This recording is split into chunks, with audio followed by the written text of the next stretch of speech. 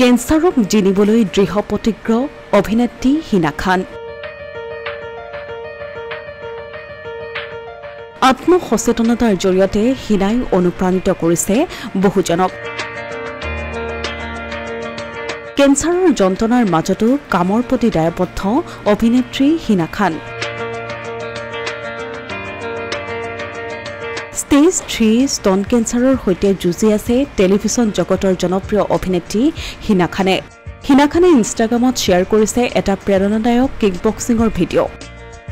তৃতীয় পৰ্যায়ৰ স্তন কৰ্কটৰ ৰোগত আক্ৰান্ত হোৱা অভিনেত্ৰী হিনা খানে তেওঁৰ অস্ত্ৰোপচাৰৰ পিছত কামলৈ উভতি আহিছে। তাৰ পাছৰে পৰা সাহসী ৰূপত নিজকে প্ৰদৰ্শন কৰিছে হিনাই। প্ৰত্যাহ্বানপূৰ্ণ সময়ত অভিনেত্ৰীগৰাকীয়ে প্ৰায়েই নিজৰ জীৱনৰ আভাস দি আছে। শনিবাৰে ছ'চিয়েল মিডিয়া হেণ্ডেলত এটা ভিডিঅ' পোষ্ট কৰে হিনাই, য'ত অভিনেত্ৰীগৰাকীয়ে কিকবক্সিং কৰি থকা দেখা গৈছে।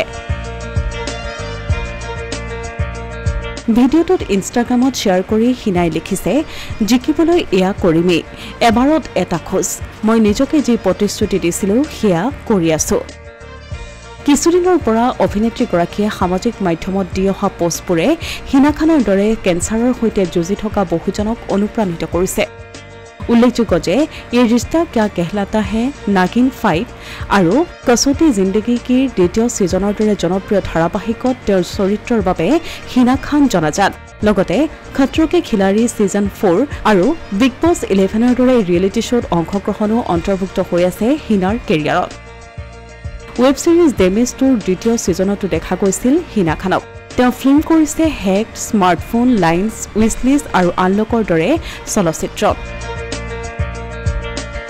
Asomiya Pratidin digital desk.